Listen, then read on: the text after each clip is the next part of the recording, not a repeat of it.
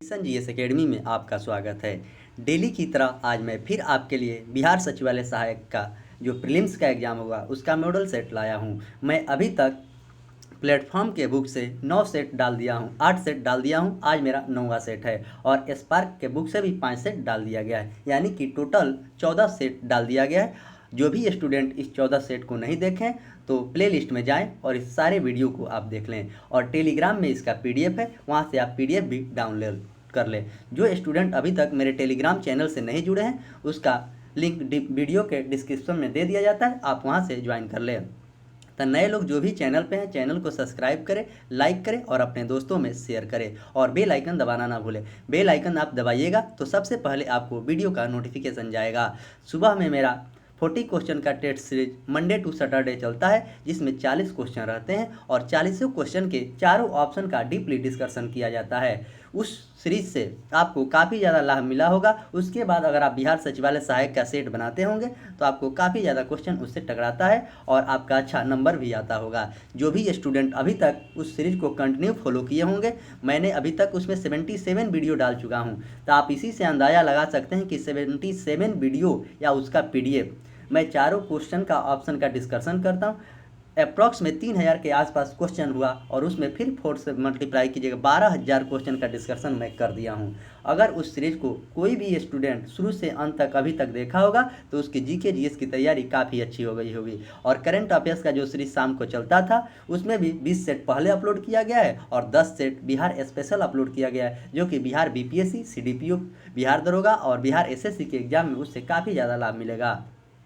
इस सीरीज से आपको यूपी लेखापाल के एग्जाम में जो भी यूपी का जो भी वनडे एग्जाम है उसमें जीके जीएस पूछे जाते हैं, इस सीरीज से आपको काफ़ी ज़्यादा लाभ मिलेगा। तो चलिए मैं इसी के साथ आज का सेशन का शुरुआत करता हूं। आज का पहला क्वेश्चन क्या है देखते हैं। नीली क्रांति का संबंध किससे है? ऑप्शन ए खनिज उत्पादन, ऑप्शन बी अर्ध बहुमूल्य पत्थर के व्यापार से, ऑप्शन सी मछली उत्पादन से और ऑप्शन डी खाद्य संस्करण से। तो नीली क्रांति का संबंध मछली उत्पादन से है, यानी मत्स्य क्रांति भी कहते हैं। तो क्रांति के कुछ मैं बता रहा हूँ, जिसमें कुछ क्रांति आपके एग्जाम में पूछे जाते हैं, आप उसे अच्छे से याद रखें। जैसे श्वेत क्रांति का संबंध दूध उत्पादन से है और इसका जनक पूछेगा तो वर्गीज कुरियन, आप अच्छे से याद रखेंगे। श्वेत क्रांति की शुरुआत 1970 से किया गया है। वही रजत क्रांति की बात करें तो अंडा से उत्पादन रजत क्रांति से संबंधित है। यह श्रीमती इंदिरा गांधी जो भारत की प्रथम प्रधानमंत्री थी, इनके द्वारा किया गया था 1968 और 70 के 1968 से 78 के बीच में। वही पीली क्रांति का संबंध तिलहन उत्पादन से है और गुलाबी क्रांति का संबंध दवा से है, झींगा से है और प्याज से है। तो झींगा सबको याद रहता है, दवा और प्याज भी आप याद कर लेंगे साथ में। गुलाबी क्रांति, वही लाल क्रांति की बात करें तो मांस से और टमाटर से लाल क्रांति का संबंध है। और सेफ्रॉन क्रांति का संबंध आपको केसर उत्पादन से, इसे आप अच्छे से याद रखेंगे क्योंकि यह चर्चा में नहीं है, यह क्वेश्चन पूछने की ज़्यादा संभावना है। क्वेश्चन नंबर 2, मुख्य चुनाव आयुक्त की नियुक्ति किसके द्वारा की जाती है? ऑप्शन ए राष्ट्रपति, ऑप्शन बी सर्वोच्च न्यायालय, ऑप्शन सी प्रधानमंत्री और ऑप्शन डी संसद। तो मुख्य चुनाव आयुक्त की नियुक्ति राष्ट्रपति के द्वारा किया जाता है। चुनाव आयुक्त की बात अनुच्छेद 324 में कहा गया है और राष्ट्रपति की बात अनुच्छेद 52 में कहा गया है, राष्ट्रपति का बात। और ऑप्शन बी की बात करें तो सर्वोच्च न्यायालय की बात अनुच्छेद 32 में कहा गया है। और ऑप्शन सी की बात करें तो प्रधानमंत्री की बात अनुच्छेद 75 में कहा गया है। और ऑप्शन डी की बात करें तो संसद की बात 79 में कहा गया है। तो मैं जितने भी अनुच्छेद आपको डिस्कशन में बताते हैं, कहीं ना कहीं क्वेश्चन के रूप में आपके एग्जाम में जरूर पूछा जाता है, तो आप इसे अच्छे से याद रखेंगे। अभी वर्तमान में मुख्य चुनाव आयुक्त राजीव कुमार हैं और प्रथम चुनाव आयुक्त की बात करें तो सुकुमार सेन प्रथम चुनाव आयुक्त थे। भारत में 1993 में चुनाव आयोग के बहु सदस्यीय बना दिया गया था। क्वेश्चन नंबर 3, राज्य जो भारत में रबड़ उत्पादन में सर्वाधिक योगदान रखता है वह राज्य कौन सा है? तो option A Kerala, option B Andhra Pradesh, option C Karnataka और ऑप्शन डी तमिलनाडु। तो भारत में सबसे ज़्यादा केरल में रबड़ होता है और मसाला भी सबसे ज़्यादा केरल में ही होता है। नारियल की बात करें तो केरल में ही सबसे ज़्यादा नारियल भी होता है। आंध्र प्रदेश में भी मसाला सबसे ज़्यादा होता है, जैसे अदरक और आदि आंध्र प्रदेश में सबसे ज़्यादा होता है। और ऑप्शन सी की बात करें तो कर्नाटक में कहवा सबसे ज़्यादा होता है। और ऑप्शन डी की बात करें तो तमिलनाडु में सबसे ज़्यादा भूरा कोयला होता है। और बड़ी इलायची की बात करें तो सिक्किम में बड़ी इलायची, और छोटी इलायची की बात करें तो असम में होता है, और सबसे ज़्यादा चाय भी असम में होता है। तो इस सारे चीज़ को आप अच्छे से याद रखेंगे। क्वेश्चन नंबर 4, मंडल आयोग का गठन कब हुआ था? ऑप्शन ए 1980 में, ऑप्शन बी 1979 में, ऑप्शन सी 1977 में, और ऑप्शन डी 1975 में। तो मंडल आयोग का गठन आपको ऑप्शन बी इसका करेक्ट आंसर है, 1979 में हुआ था। तो मंडल आयोग की बात करें तो बीपी मंडल की अध्यक्षता में पिछड़ा वर्ग आयोग बनाया गया, जिसमें मंडल आयोग नाम दिया जाता है। मंडल आयोग ने 1931 में ही जाति के जनगणना के आधार पर, जो अभी चर्चा में चल रहा है जातीय जनगणना, जाति के आधार पर ओबीसी को 27% आरक्षण देने की बात कही थी, और सरकार माना भी था इस बात को। सरकार इसे मंजूरी 1990 में दे दिया था। उच्चतम न्यायालय ने निर्णय दिया कि आरक्षण 50% से अधिक नहीं हो सकता है। ऑप्शन ए की बात करें तो 1980 में 6 बैंकों का राष्ट्रीयकरण हुआ था। और ऑप्शन डी की बात करें 1975 में एनटीपीसी की स्थापना हुई थी। और ऑप्शन सी की बात करें तो 1977 में आपको जनता पार्टी की सरकार बनी थी, उस समय भारत के प्रधानमंत्री मोरारजी देसाई थे। क्वेश्चन नंबर 5, किस युद्ध के परिणाम स्वरूप जर्मनी इटली का एकीकरण हुआ? जर्मनी और इटली का एकीकरण हुआ। ऑप्शन ए क्रीमिया का युद्ध 1854, ऑप्शन बी प्रथम बाल्कन युद्ध 1912, ऑप्शन सी सेडान का युद्ध 1870, और ऑप्शन डी सेडोवा का युद्ध 1866। तो इसका सही आंसर हो जाएगा आपको ऑप्शन सी सेडान का युद्ध 1870 में जर्मनी और इटली का एकीकरण हुआ था। क्वेश्चन नंबर 6, हिमाद्री नाम से किसके लिए प्रयुक्त होता है? हिमाद्री लघु Himalaya, option B Brahma Himalaya, option C trans Himalaya, और ऑप्शन डी ग्रेटर हिमालय। तो हिमानी के लिए प्रयुक्त होता है आपको option D greater Himalaya. Greater Himalaya के लिए हिमाद्री नाम प्रयुक्त होता है। हिमालय की उत्पत्ति टर्शियरी काल में हुआ था। क्वेश्चन नंबर 7, निम्नलिखित में से कौन सा कार्य आरबीआई का नहीं है? यानी कि आरबीआई का कौन सा इसमें कार्य नहीं है? तो मौद्रिक नीति का निर्धारण, रुपये के मूल्य का निर्धारण, ऑप्शन सी करेंसी का मुद्रीकरण, और ऑप्शन डी व्यापारिक बैंकों के न्यूनतम नगद अनुपात का रखरखाव। तो इसमें पूछा जा रहा है कौन सा नहीं है, तो नहीं वाला हमें चुनना है। तो इसका आंसर हो जाएगा आपको ऑप्शन बी रुपये के मूल्य का निर्धारण आरबीआई के काम नहीं है। आरबीआई की स्थापना 1935 में हुआ था। वर्तमान में आरबीआई के गवर्नर शक्तिकांत दास हैं। आरबीआई के राष्ट्रीयकरण की बात करें तो 1949 में आरबीआई के राष्ट्रीयकरण हुआ था। और बाकी जो मौद्रिक नीति का निर्धारण, करेंसी नोट का मुद्रीकरण और व्यापारिक बैंकों को न्यूनतम नगद अनुपात में रख रखाव, ये सभी आरबीआई का काम है।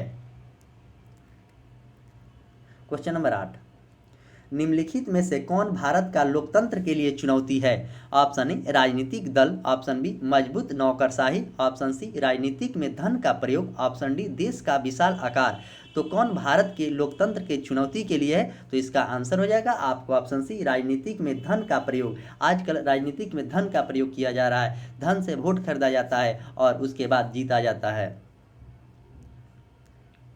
क्वेश्चन नंबर 9, निम्नलिखित में से कौन सा भारत का सर्वाधिक ऊंचा पर्वत शिखर है? भारत का सबसे ऊंचा पर्वत शिखर, option A K2, option B mount Abu, option C Kanchenjunga, और ऑप्शन डी माउंट एवरेस्ट। तो K2 सबसे ऊंचा भारत का पर्वत शिखर है, इसकी ऊंचाई 8611 मीटर है। वही ऑप्शन सी की बात करें तो कंचनजंगा की ऊंचाई 8586 मीटर है। और माउंट एवरेस्ट की बात करें यानी ऑप्शन डी 8848 मीटर इसकी ऊंचाई है, जो कि विश्व की सबसे ऊंची चोटी माउंट एवरेस्ट है, जो कि नेपाल में पड़ता है। नेपाल में इसे सगरमाथा के नाम से भी जाना जाता है। वही माउंट आबू जो कि राजस्थान में दिलवाड़ा के जैन मंदिर माउंट आबू पर ही स्थित है। और भारत में सबसे ऊंची चोटी पूछता तो कंचनजंगा होता, भारत में सबसे ऊंची चोटी। तो आप ऊंची पर्वत शिखर और ऊंची चोटी दोनों में कंफ्यूज नहीं होना है। ऊंची चोटी पूछेगा तो कंचनजंगा, और ऊंची पर्वत शिखर पूछेगा तो K2 इसका आंसर होगा। क्वेश्चन नंबर 10, विकास केंद्र उपगमन की शुरुआत किस पंचवर्षीय योजना में की गई थी? ऑप्शन ए प्रथम पंचवर्षीय योजना, ऑप्शन बी द्वितीय पंचवर्षीय योजना, ऑप्शन सी चतुर्थ पंचवर्षीय योजना और ऑप्शन डी छठी पंचवर्षीय योजना। तो इसका आंसर हो जाएगा आपको ऑप्शन सी चतुर्थ पंचवर्षीय योजना। चतुर्थ पंचवर्षीय योजना की बात करें तो इसका कार्यकाल 1969 से लेकर 1974 तक था। वही ऑप्शन ए की बात करें तब प्रथम पंचवर्षीय योजना का कार्यकाल 1951 से लेकर 1956 तक था। वही द्वितीय पंचवर्षीय योजना के कार्यकाल 1956 से लेकर 1961 तक था और छठी पंचवर्षीय योजना का कार्यकाल 1980 से लेकर 1985 तक था। आप पंचवर्षीय योजना के कार्यकाल याद रखेंगे तो आप क्वेश्चन बनाने में काफ़ी सहूलियत महसूस करेंगे। क्वेश्चन नंबर 11,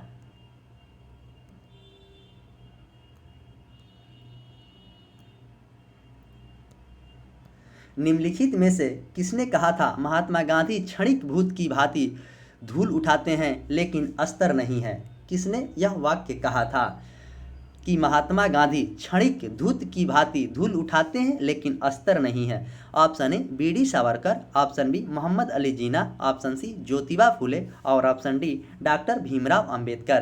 तो इसका आंसर हो जाएगा आपको option D doctor Bhimrao Ambedkar के द्वारा इस बात को कही गई थी।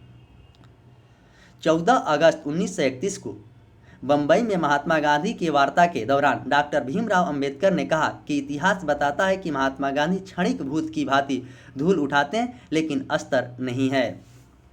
वही ऑप्शन ए की बात करें तो बी.डी. सावरकर अभिनव भारत की स्थापना बी.डी. सावरकर के द्वारा किया गया था और ऑप्शन सी की बात करें तो ज्योतिबा फुले के द्वारा सत्यशोधक समाज की स्थापना की गई थी। मोहम्मद अली जिन्ना पाकिस्तान के प्रथम प्रधानमंत्री थे।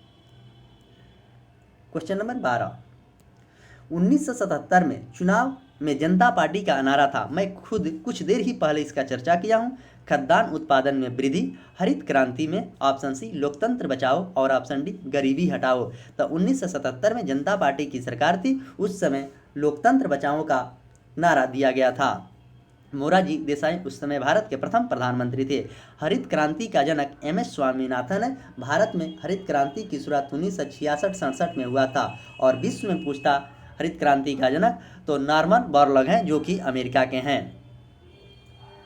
क्वेश्चन नंबर 13, राज्यसभा बजट प्रस्ताव को कितने दिनों तक अपने पास रोक सकती है? ऑप्शन ए 15 दिन, ऑप्शन बी 25 दिन, ऑप्शन सी 30 दिन और ऑप्शन डी 14 दिन। तो राज्यसभा 14 दिन तक अपने पास बजट को रोक सकती है। राज्यसभा की बात करें तो अनुच्छेद 80 में राज्यसभा की बात कही गई है और लोकसभा की बात अनुच्छेद 81 में कहा गया है।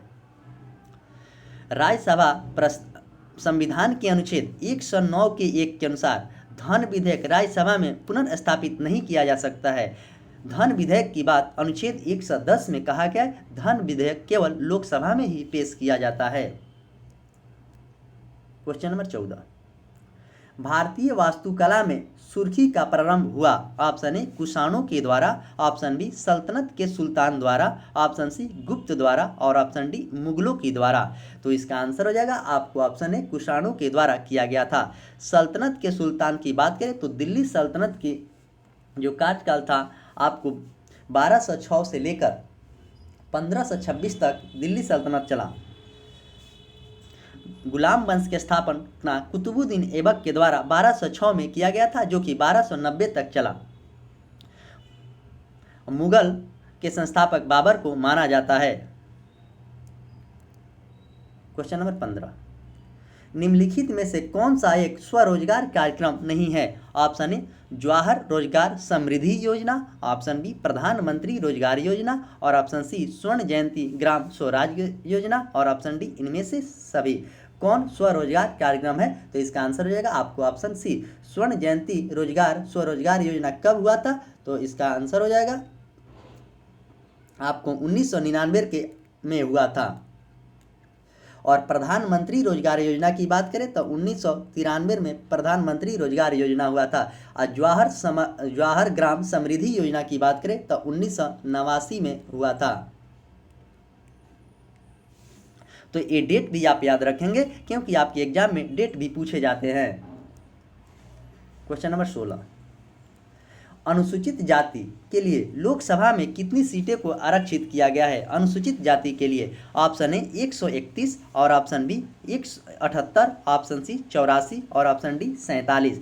तो अनुसूचित जाति यानी कि एससी की सीटों की संख्या आपको ऑप्शन सी 84 है। वही एसटी की सीटों की संख्या की बात करें तो 47 एसटी की सीटों की संख्या है, और दोनों को मिलाकर पूछे तो 131 सीट आरक्षित किया गया है एससी और एसटी के। तो वर्तमान में लोकसभा की सीटों की संख्या आपको 543 निर्धारित किया गया है। पहले ये लोकसभा में अधिकतम 552 सदस्य हो सकते थे, लेकिन एंग्लो इंडियन को उचित प्रतिनिधित्व नहीं होने पर राष्ट्रपति 2 सदस्य को मनोनीत कर सकते हैं। 104वां संविधान संशोधन जो हुआ था इसे नहीं बढ़ाया गया। अनुच्छेद 81 के अधीन लोकसभा का गठन किया गया था। तो आप ये सारी बात को याद रखेंगे, कहीं ना कहीं एग्जाम में क्वेश्चन देखने को जरूर मिलेगा। क्वेश्चन नंबर 17,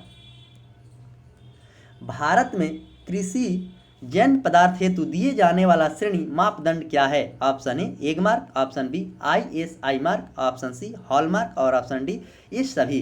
तो इसका आंसर हो जाएगा आपको option A Agmark. Hallmark आपको आभूषण पे रहते हैं। क्वेश्चन नंबर 18, भारतीय संविधान में मूल रूप से कितने मौलिक अधिकार किए गए थे? तो option A 7, option B 9, option C 5 और ऑप्शन डी 6। तो इसका आंसर हो जाएगा आपको ऑप्शन ए 7 थे। भारतीय संविधान में मूल रूप से 7 मौलिक अधिकार प्रदान किए गए थे। संपत्ति का अधिकार जो 44वां संविधान संशोधन 1978 में हुआ था उसे समाप्त कर दिया गया, और संपत्ति के अधिकार अनुच्छेद 31 के अंतर्गत प्रदान किया गया। 1978 में 44वें संविधान संशोधन द्वारा संपत्ति के अधिकार को अनुच्छेद 3 से क में रखा गया, जब केवल कानूनी अधिकार थी।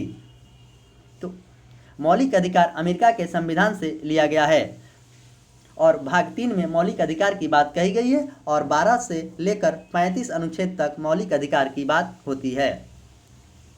क्वेश्चन नंबर 19, एक गठबंधन सरकार से अभिप्राय है बहुमत दल प्राप्त कर निर्मित सरकार, संसद द्वारा निर्वाचित सरकार, राष्ट्रपति द्वारा मनोनीत सरकार, ऑप्शन डी 2 या 2 से अधिक राजनीतिक दलों के गठजोड़ से निर्मित सरकार। यानी कि गठबंधन मतलब मिलन।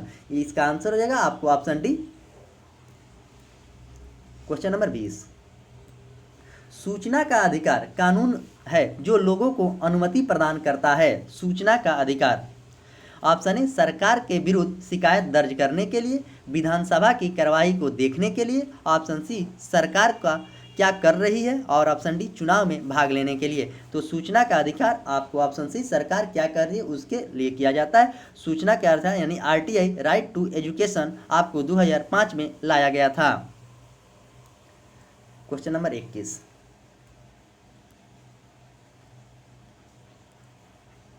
बिहार के इतिहास पर प्रथम ग्रंथ के रचनाकार थे। Option A Abdul Samad, option B Sant Imamuddin Kalandar, option D Mohammad Ghaus और option D Ali Mohammad Shah अजीमावादी।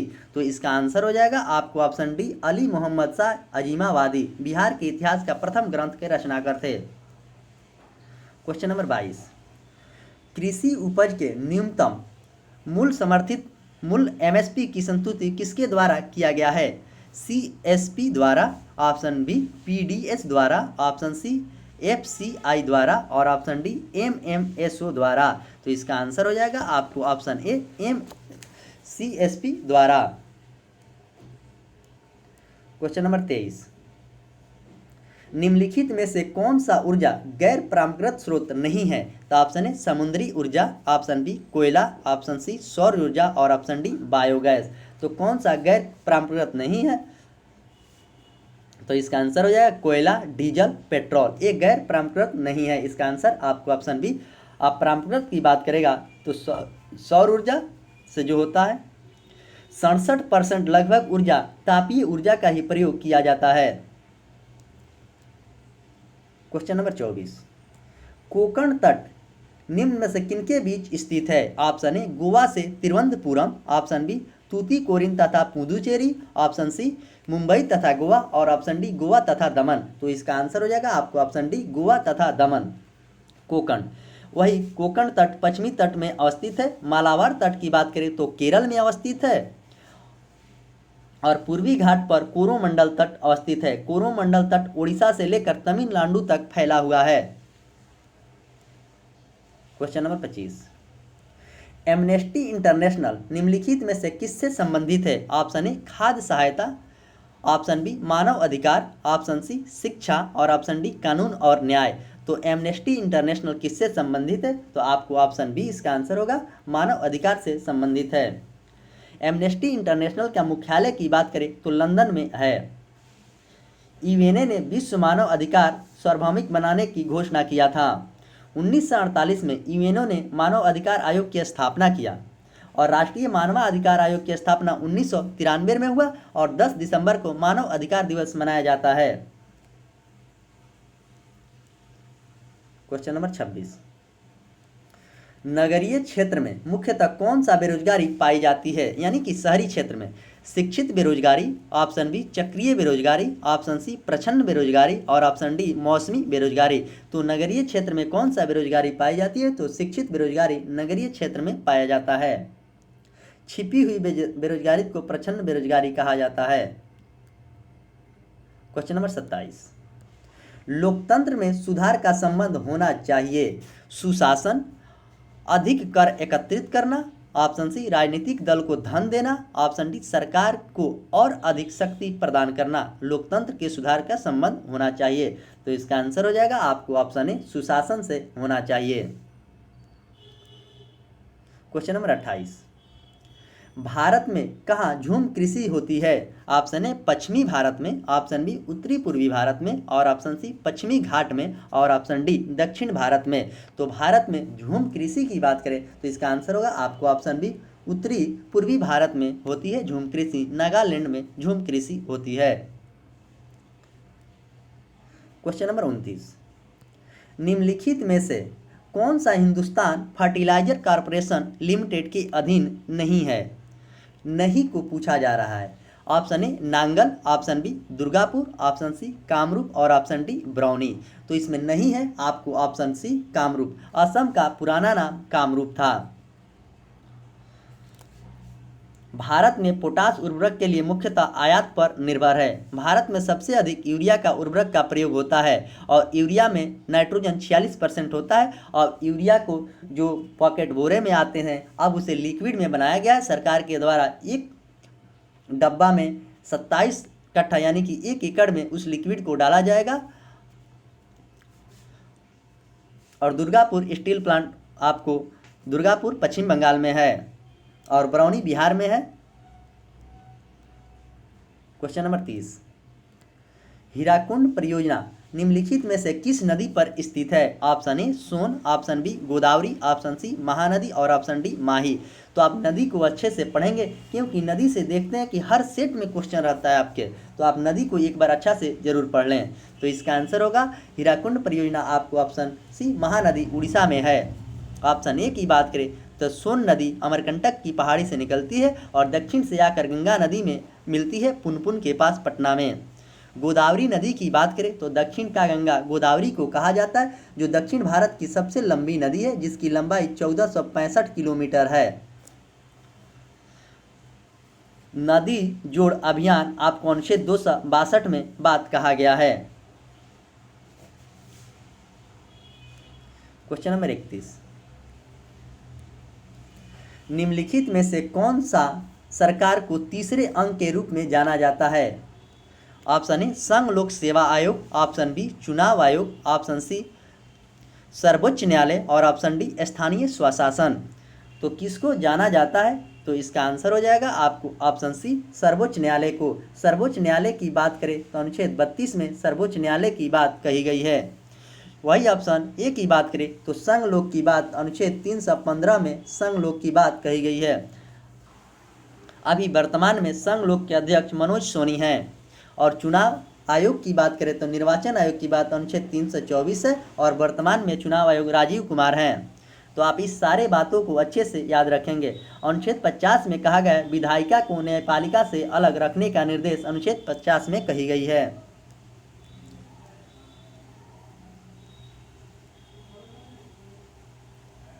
Question number 32, India divided पुस्तक के लेखक कौन है? इंडिया डिवाइडेड पुस्तक के लेखक कौन है? Option A Jawaharlal Nehru, option B Subhash Chandra Bose, option C Rabindranath Tagore और option D doctor Rajendra Prasad. तो इंडिया डिवाइडेड के लेखक आपको डॉक्टर राजेंद्र प्रसाद हैं। इस क्वेश्चन को बीपीएससी ने 67वीं में पूछा गया था।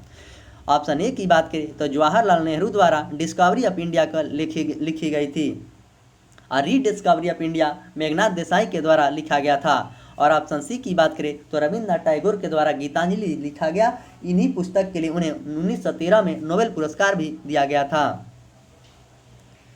क्वेश्चन नंबर 33, नदी जो दक्षिण भारत की गंगा के नाम से जानी जाती है वह है? Option A Mahanadi, option B Pennar, option C Tungabhadra और ऑप्शन डी दक्षिण भारत की गंगा आपको कावेरी को कहा जाता है। तुलभद्रा पर कर्नाटक तुलभद्रा नदी पर है और महानदी उड़ीसा में है। नदी जोड़ की बात आपको अनुच्छेद 262 में कहा गया है। संसद द्वारा नदी घाटी बोर्ड 1956 में बनाया गया था। क्वेश्चन नंबर 34, राजनीतिक दलों को चुनाव चिन्ह कौन वितरित करता है? ऑप्शन ए चुनाव आयोग, ऑप्शन बी प्रधानमंत्री के कार्यालय से, ऑप्शन सी संसद से और ऑप्शन डी मंत्रिमंडल से। तो चुनाव आयोग के द्वारा राजनीतिक दलों को चुनाव चिन्ह दिया जाता है। प्रधानमंत्री की बात अनुच्छेद 75 में कहा गया है और संसद के बाद 79 में कहा गया है और मंत्रिमंडल के बाद अनुच्छेद 74 में कहा गया जो कि मंत्री परिषद भी है। क्वेश्चन नंबर 35, हाल ही में भारत के किस देश के साथ शिक्षा के क्षेत्र में सहयोग के लिए समझौता पर हस्ताक्षर किया गया है? तो option A Maldives, option B Indonesia, option C Thailand और ऑप्शन डी वियतनाम। तो इसका आंसर हो जाएगा आपको ऑप्शन ए मालदीव में किया गया है। इंडोनेशिया की राजधानी जकार्ता है और वियतनाम की राजधानी हनोई है और थाईलैंड की राजधानी बहुत है। सॉरी थाईलैंड का मुद्रा बहुत है। क्वेश्चन नंबर 36, पुराणों के अध्ययन करने वाला प्रथम मुसलमान कौन था? Option A Abul Fazal, option B Abdul Qadir Badayuni, option C Abul Baruni और ऑप्शन डी दारा सिकोवा। तो पुराणों को अध्ययन करने वाला प्रथम मुसलमान आपको ऑप्शन सी अल बरूनी था।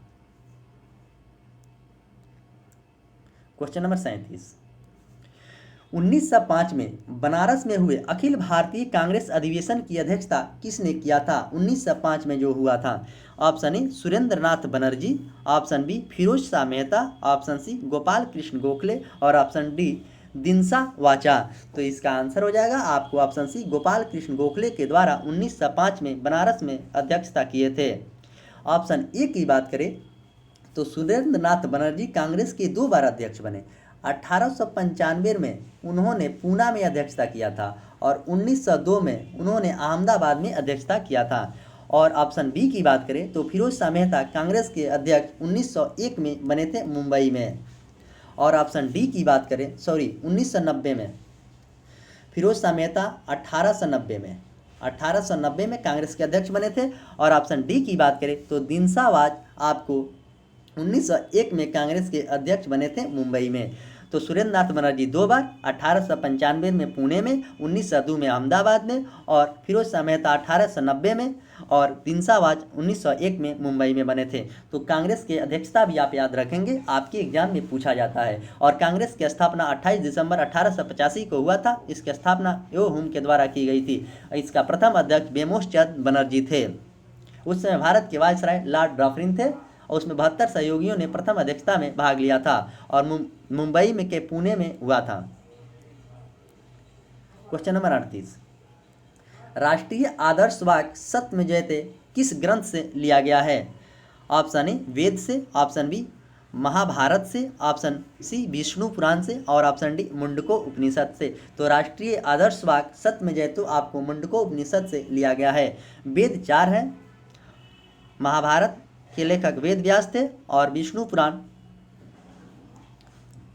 क्वेश्चन नंबर 39, महात्मा गांधी दांडी यात्रा कब प्रारंभ किया था? ऑप्शन ए 26 जनवरी 1930, ऑप्शन बी 7 मार्च 1930, ऑप्शन सी 12 मार्च 1930 और ऑप्शन डी 6 अप्रैल 1930। तो गांधी जी ने दांडी मार्च यात्रा की शुरुआत 12 मार्च 1930 को किया था। यह 6 मार्च 1930 तक चला था। इसमें 78 समर्थक के साथ इन्होंने किया था। वही सविनय अवज्ञा आंदोलन की शुरुआत की बात करें तो 2 चरणों में हुआ था, 6 अप्रैल 1930 से लेकर 5 मार्च 1931 तक, और फिर दूसरा जनवरी 1932 से अप्रैल 1934 तक। ये भी क्वेश्चन आपके एग्जाम में पूछे जाते हैं, तो आप अच्छे से याद रखेंगे दोनों क्वेश्चन। क्वेश्चन नंबर 40, शैलकृत मंदिर है। ऑप्शन ए बृहदेश्वर मंदिर तंजावुर, ऑप्शन सी कैलाश मंदिर एलोरा, ऑप्शन सी कंदरिया महादेव मंदिर खजुराहो, और ऑप्शन डी लिंगराज मंदिर भुवनेश्वर। तो शैलकृत मंदिर आपको ऑप्शन डी लिंगराज मंदिर भुवनेश्वर में है, कंदरिया महादेव मंदिर खजुराहो जो कि मध्य प्रदेश में पड़ता है, एलोरा महाराष्ट्र में पड़ता है, और तंजावुर तमिलनाडु में पड़ता है। तो ये सारे चीज़ को याद रखेंगे, कौन सा मंदिर कहाँ है। आपके एग्जाम में मंदिर से भी क्वेश्चन पूछा जाता है। क्वेश्चन नंबर 41, भारत में राष्ट्रीय पर्यावरण इंजीनियरिंग शोध संस्थान स्थापित किया गया है। ऑप्शन ए नई दिल्ली में, ऑप्शन बी नागपुर में, ऑप्शन सी देहरादून में, और ऑप्शन डी जयपुर में। तो भारत में राष्ट्रीय इंजीनियरिंग जो कि नागपुर में शोध संस्थान किया गया है। वन अनुसंधान केंद्र का मुख्यालय देहरादून में है, हवा महल जयपुर में है, और दिल्ली में इंडिया गेट की स्थापना 1921 में किया गया था।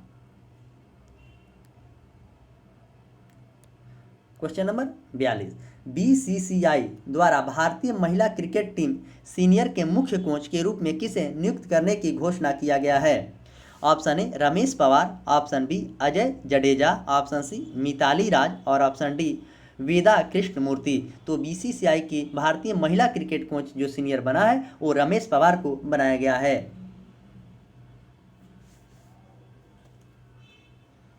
और मिताली राज जो कि दोहरा शतक लगाने वाली प्रथम भारतीय महिला है। क्वेश्चन नंबर 43, बिहार राज्य के शहरीकरण दर कितनी है। Option A 10.5%, option B 9.8%, option C 11.29%, और ऑप्शन डी 12.5%। तो आप इसको डाटा को याद रखेंगे, क्योंकि डाटा वाला क्वेश्चन तो आपको बीपीएससी के एग्जाम में पूछा जाता है, लेकिन फिर भी इसमें पूछा गया तो आप याद रखेंगे जरूर। तो 11.29% होता है शहरी, बिहार राज्य में शहरीकरण। वही देश में शहरीकरण की बात करता तो 31.2 हो जाता है पूरे देश में, यानी कि भारत में। गोवा भारत का सर्वाधिक नगरीकृत राज्य है, जबकि न्यूनतम नगरीकृत राज्य हिमाचल प्रदेश है। हिमाचल प्रदेश को आप याद जरूर रखेंगे, यानी कि एचपी हिमाचल प्रदेश। बिहार का सर्वाधिक नगरीकृत जिला पटना है और सबसे कम समस्तीपुर है। सबसे ज़्यादा बिहार का पटना है और सबसे कम आपको समस्तीपुर है। तो ये सारे बात को आप याद रखेंगे। क्वेश्चन नंबर 44, रॉ a history of India covert operation नामक पुस्तक किसने लिखा है। Option A Parmeen Singh, option B Nirupama Yadav, option C Anand Shekhar, और ऑप्शन डी यतीश यादव।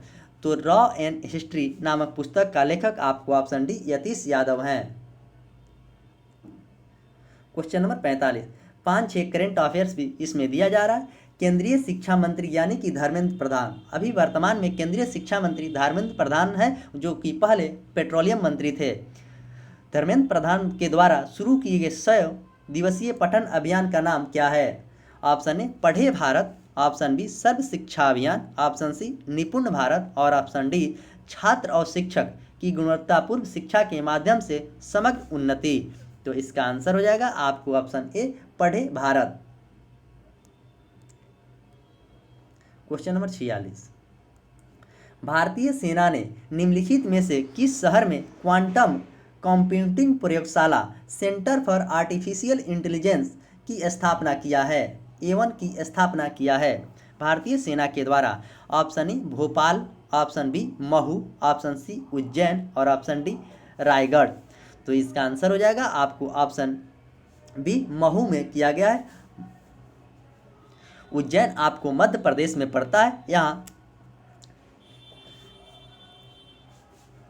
और रायगढ़ आपको छत्तीसगढ़ में पड़ता है, और भोपाल मध्य प्रदेश की राजधानी भोपाल है। उज्जैन क्षिप्रा नदी के किनारे है, यहाँ पर भी प्रयाग मेला लगता है, कुंभ मेला लगता है। क्वेश्चन नंबर 47, शिक्षा मंत्रालय तथा महिला एवं बाल विकास मंत्रालय ने किस संस्था को साझेदारी की कन्या शिक्षा प्रवेश उत्सव की अभियान शुरू किया है? Option A UNDP, option B UNICEF, option C UNESCO और ऑप्शन डी यूएनएचआर। तो इसका आंसर हो जाएगा आपको ऑप्शन बी यूनिसेफ। यूनिसेफ का मुख्यालय न्यूयॉर्क है और यूनेस्को का मुख्यालय पेरिस है। तो आप ये दोनों चीज़ को भी याद रखेंगे क्योंकि आपके एग्जाम में मुख्यालय से भी क्वेश्चन पूछे जाते हैं। क्वेश्चन नंबर 48, पीसी महानोबेल पुरस्कार से सम्मानित प्रथम व्यक्ति कौन है? पीसी महानोबेल पुरस्कार। Option A Narendra Modi, option B Bimal Jalan, option C PN Bhagwati और ऑप्शन डी सी रंगराजन। तो पीसी महानोबेल पुरस्कार आपको ऑप्शन डी सी रंगराजन को दिया गया है।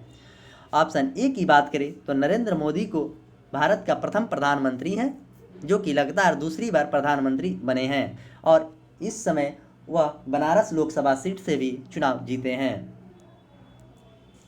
क्वेश्चन नंबर 49, वर्ष 1947 में भारत पाक युद्ध में इस्तेमाल किए गए किस विमान का आधुनिक स्वरूप के साथ भारतीय वायुसेना में शामिल किया गया है? 1947 में जो हुआ था पाकिस्तान के साथ 1965 में भी युद्ध हुआ है और 1971 में भी युद्ध हुआ है और कारगिल विजय युद्ध आपको 1999 में हुआ है।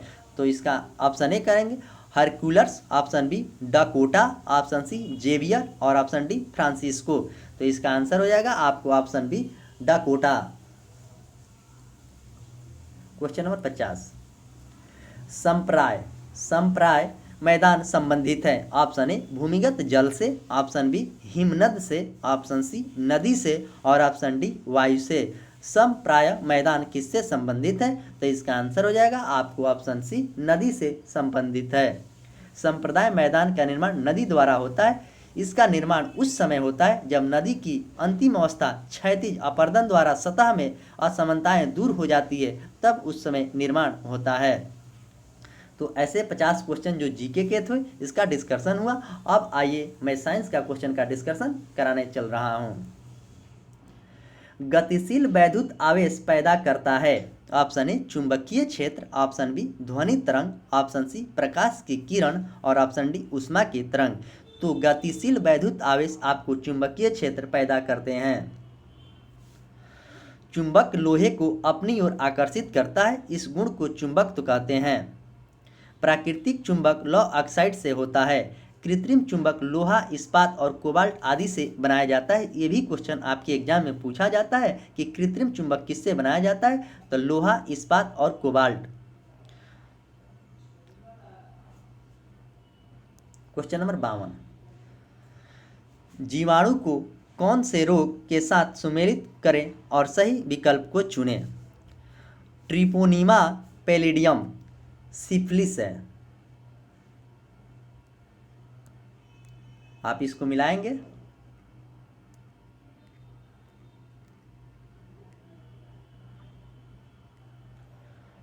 इसका आंसर हो जाएगा आपको ऑप्शन बी।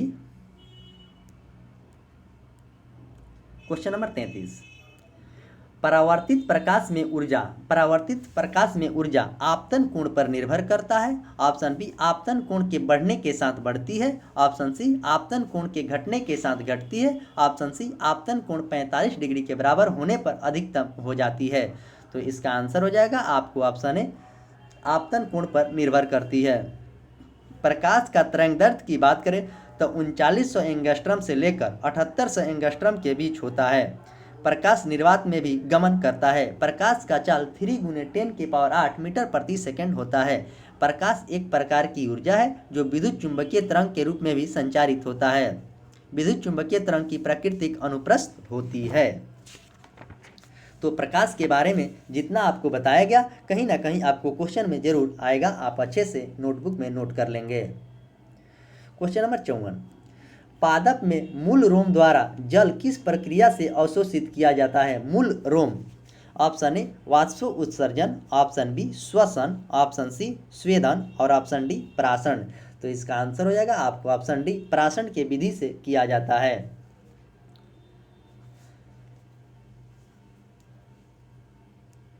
क्वेश्चन नंबर 55, निम्नलिखित में से किस कारण से वनों के विशाल क्षेत्र रखने का आवश्यकता है? ऑप्शन ए कार्बन डाइऑक्साइड के अवशोषण के लिए, वन जीव संरक्षण के लिए, अधिक वर्षा के लिए और भूवैज्ञानिक संतुलन के लिए। कौन सा कारण है जो कि वनों के विशाल क्षेत्र में आवश्यक है? तो इसका आंसर हो जाएगा आपको ऑप्शन डी, भूवैज्ञानिक के संतुलन के लिए। कुल क्षेत्रफल का 33% पर वन होना पर्यावरण की दृष्टि से आवश्यक है। वन को धरती का पुत्र भी कहा जाता है। वन की अधिक रोपण से पर्यावरण की दृष्टि अच्छा रहता है। तो इस सारे चीज़ को आप अच्छे से याद रखेंगे। और कल ही विश्व पर्यावरण दिवस जो मनाया गया है, 5 जून को विश्व पर्यावरण दिवस भी मनाया जाता है। क्वेश्चन नंबर 56, वनस्पति तेल को संतृप्त वसा में परिवर्तित करने के लिए किस गैस का प्रयोग किया जाता है? वनस्पति तेल को। Option A H2, option B O2, option C Cl2 और ऑप्शन डी SO2। तो इसका आंसर हो जाएगा आपको ऑप्शन ए H2, हाइड्रोजनीकरण किया जाता है। SO2 जो कि अम्ल वर्षा से होता है, जिससे ताजमहल पर कालापन होने लगा था। क्वेश्चन नंबर 57, यदि निर्वात में प्रकाश का वेग c हो तब म्यू बराबर 1.5 पदार्थ वाले माध्यम में प्रकाश का वेग कितना होगा? तो इसका आंसर हो जाएगा आपको ऑप्शन बी 2/3 होगा। क्वेश्चन नंबर 58, ब्लीचिंग पाउडर का रासायनिक नाम क्या है? ब्लीचिंग पाउडर का रासायनिक नाम। Option A calcium chlorate, option B calcium hypochloride, option C calcium chloro hypochloride और ऑप्शन डी कैल्शियम बाइक्लोराइड। तो इसका आंसर हो जाएगा आपको option B calcium hypochloride. Calcium hypochloride की सूत्र की बात करें तो Ca(Cl)(2) और कैल्शियम क्लोरेट की सूत्र की बात करें तो CaCl2 होता है। तो आप रासायनिक सूत्र भी याद रखेंगे। क्वेश्चन नंबर 59, प्रकाश की किरण पुंज में अत्यंत दिशिक हो कहलाती है। ऑप्शन ए ट्रेजर, ऑप्शन बी ग्रेजर, ऑप्शन सी मेसर और ऑप्शन डी लेजर। तो प्रकाश की किरण पुंज जो अत्यंत दिशिक होता है उसे लेजर कहते हैं। लेजर से आपको आँख में जो रोशनी कम होती है उसे लेजर किया जाता है। जिसको कलर ब्लाइंडनेस होता है उसे लेजर कर दिया जाता है, उसे याद करा दिया जाता है पेज को, तो वो पास हो जाता है। तो लेजर से ऑपरेशन भी किया जाता है। क्वेश्चन नंबर 60, निम्नलिखित में कौन द्वितीयक प्रदूषक है? Option A smog, option B carbon dioxide, option C carbon monoxide और ऑप्शन डी फ्लाई एब्स। तो कौन द्वितीयक प्रदूषक है? तो इसका आंसर हो जाएगा स्मॉग यानी कि धुआं। कार्बन डाइऑक्साइड की बात करें तो इसका CO2 सूत्र होता है और वायुमंडल में 0.03% पाया जाता है। और कार्बन मोनोऑक्साइड जो कि गाड़ी से निकलने वाला धुआं उसमें कार्बन मोनोऑक्साइड होता है, जिसका सूत्र CO होता है। क्वेश्चन नंबर 61, दूध को मथने से क्रीम अलग हो जाने का कारण क्या है? ऑप्शन ए घर्षण बल, ऑप्शन बी अपकेंद्रीय बल, ऑप्शन सी गुरुत्व बल और ऑप्शन डी श्यान बल। तो दूध के मलने से जो बाहर निकलता है उस क्रीम, उसे अपकेंद्रीय बल कहते हैं। अपकेंद्रीय अभिकेंद्रीय बल का अन्य उदाहरण भी है। अपकेंद्रीय हो गया दूध से क्रीम निकालना, अभिकेंद्रीय अपकेंद्रीय और अभिकेंद्रीय दोनों सा थोड़ा सा डिफरेंट है, आप अच्छे से याद रखेंगे। सूर्य के चारों ओर ग्रहों की गति होता है वो जो अभिकेंद्रीय बल के द्वारा होता है। ग्रहों की गति का नियम केपलर ने दिया था और इलेक्ट्रॉन के नाभिक के चारों ओर घूमना अभिकेंद्रीय का बल के कारण होता है। और दूध का पाश्चराइजेशन 62 डिग्री सेल्सियस तक गर्म करते हैं और एकाएक ठंडा कर देते हैं, जिसमें उपस्थित जीवाणु मर जाते हैं। दूध में विटामिन C नहीं पाया जाता है, दूध में कैल्शियम पाया जाता है। Question number 62,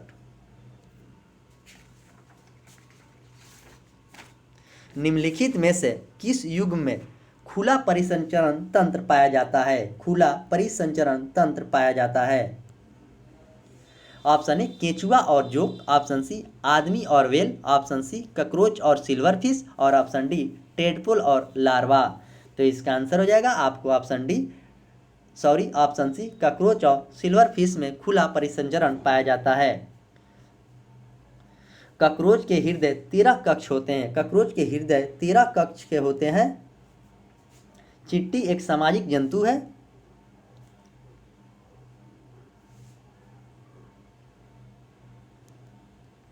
question number 63, cross cross linked polymer का उदाहरण है option A PVC, option B polythene, option C nylon और ऑप्शन डी वेकेलाइट। तो इसका आंसर हो जाएगा आपको ऑप्शन डी वेकेलाइट, कृत्रिम। क्वेश्चन नंबर 64, एक जेट इंजन का कार्य प्रणाली निम्नलिखित में के संरक्षण पर निर्भर करता है। एक जेट इंजन का, ऑप्शन ए द्रव्यमान, ऑप्शन बी ऊर्जा, ऑप्शन सी रेखीय संवेग और ऑप्शन डी कोणीय संवेग। तो इसका आंसर हो जाएगा आपको ऑप्शन सी कोणीय रेखीय संवेग पर एक जेट इंजन का कार्य प्रणाली संरक्षण होता है। द्रव्यमान का मात्रक केजी होता है और ऊर्जा का मात्रक जूल होता है। क्वेश्चन नंबर 65, ग्रहों की गति के नियम किसने प्रतिपादित किया था। तो ग्रहों के गति के नियम की बात करें तो ऑप्शन ए न्यूटन के द्वारा, ऑप्शन बी केपलर के द्वारा और ऑप्शन सी गैलीलियो के द्वारा और ऑप्शन डी कोपरनिकस के द्वारा। तो ग्रहों की गति का प्रतिपादित आपको केपलर के द्वारा किया गया था। पूरे ब्रह्मांड में 8 ग्रह हैं और सबसे बड़ा ग्रह आपको बृहस्पति है जिसके 79 उपग्रह हैं। और सबसे बड़ा उपग्रह की बात करें तो बृहस्पति का उपग्रह जो गैनीमेड है वो सबसे बड़ा उपग्रह है। और सबसे ज़्यादा उपग्रह वाले ग्रह की बात करेंगे तो शनि है जिसके 82 उपग्रह हैं। शनि के उपग्रह टाइटन है। 2 ऐसा ग्रह है जिसका कोई उपग्रह नहीं, बुध और शुक्र का कोई उपग्रह नहीं है। न्यूटन बल का मात्रक न्यूटन होता है। गैलीलियो ने दूरबीन का खोज किया था और सौर प्रणाली का खोज कोपरनिकस के द्वारा की गई थी। क्वेश्चन नंबर 66, कुष्ठ रोग उत्पन्न होता है। ऑप्शन ए जीवाणु के द्वारा, ऑप्शन बी विषाणु के द्वारा, ऑप्शन सी कवक के द्वारा और ऑप्शन डी प्रोटोजोआ के द्वारा। तो कुष्ठ रोग आपको ऑप्शन ए जीवाणु के द्वारा होता है कुष्ठ रोग। वही विषाणु से बात करें तो विषाणु से आपको एड्स होता है जो वायरस से होता है एड्स। और ऑप्शन हैजा रोग का कारण भी क्लोरी जीवाणु ही है।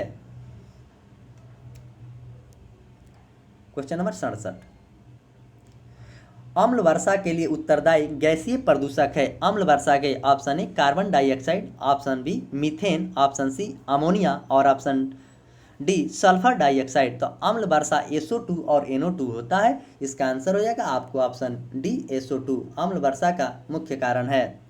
और ऑप्शन ए की बात करें तो कार्बन डाइऑक्साइड का सूत्र CO2 होता है, जो कि ऑप्शन सी की बात करें मीथेन का सूत्र CH4 होता है जिसे मार्स गैस भी कहा जाता है। और ऑप्शन सी की बात करें तो अमोनिया का सूत्र NH3 होता है, जो कि मानव के मूत्र में तीखी गंध जो निकलती है अमोनिया की तरह, उसमें पानी डालने पर तुरंत ही खत्म हो जाता है। अमोनिया यूरिया में बदल जाता है। क्वेश्चन नंबर 47, जीन द्वारा नियंत्रित होता है। जीन द्वारा नियंत्रित होता है। ऑप्शन ए आनुवंशिकता की प्रोटीन संश्लेषण, ऑप्शन बी प्रोटीन संश्लेषण न की आनुवंशिकता, ऑप्शन सी प्रोटीन संश्लेषण व आनुवंशिकता दोनों और ऑप्शन डी कुछ एंजाइम्स जैव रासायनिक अभिक्रिया। तो इसका आंसर हो जाएगा आपको ऑप्शन ए आनुवंशिक न की प्रोटीन का संश्लेषण। जीन द्वारा आनुवंशिक नियंत्रित होता है न कि प्रोटीन के गुणसूत्रों की स्थिति DNA की बनी होती है। DNA में 4 नाइट्रोजन क्षारक एडेनिन, गुआनिन, थाइमिन और साइटोसिन पाए जाते हैं। क्वेश्चन नंबर 69, निम्नलिखित में से कौन सी गैस वायुमंडल के प्रदूषक यानी एटमॉस्फेरिक पॉल्यूशन है। Option A nitrogen, option B carbon dioxide, option C sulphur dioxide और ऑप्शन डी ऑक्सीजन। तो इसका आंसर हो जाएगा आपको ऑप्शन सी SO2, यानी कि SO2 जो बारिश होता है उससे अम्लीय वर्षा कहते हैं, जो कि वायुमंडल को प्रदूषक कहता है। नाइट्रोजन का सूत्र Na होता है और नाइट्रोजन वायुमंडल में 78% पाया जाता है और कार्बन डाइऑक्साइड 0.03% पाया जाता है कार्बन डाइऑक्साइड। और ऑक्सीजन आपको 21.6 ऑक्सीजन पाया जाता है। क्वेश्चन नंबर 70, हड्डियों में जमा मुख्य खनिज तत्व मेजर मिनरल होता है। Option A carbon, option B sodium, option C nitrogen और ऑप्शन डी कैल्शियम। तो हड्डियों में मुख्य खनिज तत्व आपको कैल्शियम होता है। ऑप्शन बी की बात करें तो सोडियम का संकेत Na होता है और यह किरोसिन के तेल में डुबा कर रखा जाता है। और नाइट्रोजन का N होता है और कार्बन का C होता है। तो ये सारे चीज़ आप याद रखेंगे। नाइट्रोजन का एटॉमिक नंबर 7 और कार्बन का 6, सोडियम का 11 और कैल्शियम का 20। क्वेश्चन नंबर 71, पानी का त्रिक गुणात्मक बिंदु होता है? Option A 273.16 kelvin degree Celsius, option B 273.16 Fahrenheit, option C 273.16 kelvin और ऑप्शन डी 377.16 केल्विन। तो इसका आंसर हो जाएगा आपको ऑप्शन सी 273.16 डिग्री केल्विन। पानी का त्रिक बिंदु 0 डिग्री पर बर्फ बनता है और 100 डिग्री पर उबलता है और 273 पर भी उबलता है केल्विन में। ताप का एसआई मात्रक केल्विन है। एगार प्राप्त किया जाता है, एगार प्राप्त किया जाता है ऑप्शन ए शैवाल से, ऑप्शन बी कवक से, ऑप्शन सी जीवाणु से और ऑप्शन डी फर्न से। तो एगार किससे प्राप्त किया जाता है? एगार आपको ऑप्शन ए शैवाल से प्राप्त किया जाता है। शैवाल औषधि के रूप में क्लोरेला से क्लोरीन प्राप्त होता है, यह जीवाणु की रक्षा करता है। कार तथा नाइट्रेला से मलेरिया रोधी दवा भी प्राप्त होती है। क्वेश्चन नंबर 73,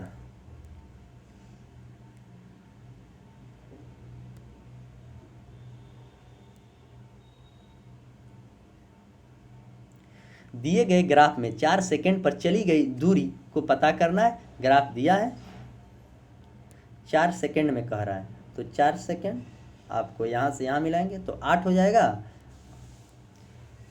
और 4 सेकंड के बाद पूछ रहा है तो इसका आंसर हो जाएगा आपको ऑप्शन सी 16। क्वेश्चन नंबर 74, एक उत्तल लेंस में 20 सेंटीमीटर की दूरी पर रखे बीम का प्रतिबिंब कहाँ बनेगा यदि लेंस की क्षमता 2 डायोप्टर प्लस 2 डायोप्टर हो? तो कुछ क्वेश्चन न्यूमेरिकल के रहते हैं, आप न्यूमेरिकल को अच्छे से पढ़ेंगे, फार्मूला पर रखना है, फार्मूला से बन जाता है। तो इसका आंसर हो जाएगा option A 3.3 cm, option B 3.33, option D 3.33 cm। तो इसका आंसर आपको हो जाएगा option C -3.33.3 centimetre. Question number 75, mitochondria का मुख्य कार्य कोशिका सेल में है। माइक्रोकॉन्ड्रिया का option A secretion, option B excretion और ऑप्शन डी ऑस्मो रेगुलेशन और ऑप्शन डी रेस्पिरेशन। तो माइक्रोकॉन्ड्रिया का मुख्य रूप से काम आपको रेस्पिरेशन है। माइक्रोकॉन्ड्रिया का खोज अल्टमैन ने 1886 में किया था। माइक्रोकॉन्ड्रिया कोशिका का श्वसन स्थल है। ऊर्जा का और कार्बनिक पदार्थ का ऑक्सीकरण माइक्रोकॉन्ड्रिया में होता है। तो इस तरह आज जो 75 क्वेश्चन थे इसके डिस्कशन किया गया, जो कि अपने आप में काफ़ी शानदार क्वेश्चन थे। जो भी स्टूडेंट इस सीरीज से जुड़े हैं उनको काफ़ी ज़्यादा फायदा होता होगा, क्योंकि चारों ऑप्शन बताने में थोड़ा समय लगता है, वीडियो थोड़ा लंबा होता है, लेकिन आप मैं जब तक एग्ज़ाम होगा तब तक मैं सेट को डालते रहूँगा। उस समय तक आप सारे डिस्कशन को अच्छे तरीक़ा से देखेंगे और नोट करेंगे तो आपकी तैयारी काफ़ी अच्छी हो जाएगी। एग्ज़ाम तक आपकी तैयारी ऐसा हो जाएगा कि आपको अंदर से कॉन्फिडेंस होगा कि मेरा रिजल्ट इसमें 100% श्योर है, तो होगा। जितना जीके जीएस पर आपको मेहनत करना है उतना ही आपको मैथ रीजनिंग पर भी मेहनत करना है, क्योंकि 75 जीके जीएस रहेंगे तो 75 मैथ रीजनिंग भी रहेंगे। मैं आशा करता हूं कि यह सीरीज आपको काफ़ी अच्छा लगता होगा। सुबह वाला भी सीरीज से आप जुड़े, क्योंकि सुबह वाला सीरीज से काफ़ी ज़्यादा आपको सेट में फ़ायदा मिलेगा। और करंट अफेयर्स की शुरुआत बहुत ही जल्द कर दी जाएगी पुनः। अभी 2-3 दिनों से करंट अफेयर्स के वीडियो नहीं आ रहा है, तो इसका PDF टेलीग्राम में डाल दिया जाता है। टेलीग्राम से अभी तक जो भी नहीं जुड़े हैं वो टेलीग्राम को ज्वाइन कर लें, वहाँ सभी PDF और वीडियो दोनों डाल दिया जाता है। वहाँ से आप डाउनलोड करें और PDF को बनाएं, और क्वेश्चन बनाने के बाद आपका कितना नंबर आ रहा है कमेंट बॉक्स में ज़रूर बताएं।